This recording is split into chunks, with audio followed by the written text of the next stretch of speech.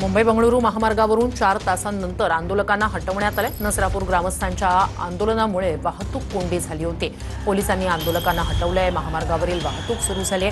4 वर्षीय चिमुकलीवरील अत्याचार आणि हत्येनंतर ग्रामस्थ आणि कुटुंब आक्रमक झालं होतं। नराधम आरोपीला आमच्या ताब्यात द्या अशी मागणी आंदोलकांनी केली होती।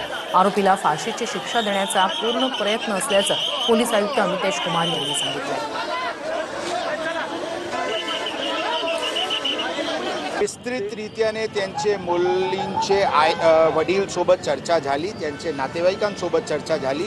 त्यांना आम्ही शासनाची माननीय मुख्यमंत्री महोदयांची जे संदेश जे सूचना होती त्यांना समजावून सांगण्यात आला होता आणि प्रशासन आणि शासन पूर्णपणे यामध्ये पूर्ण ताकदीने आरोपीला फाशीची शिक्षा होईल याच्यासाठी प्रयत्न करणार आणि लवकरात लवकर प्रयत्न करणार आहे। त्यांचे नातेवाईकांचे समाधान झालेले आहे।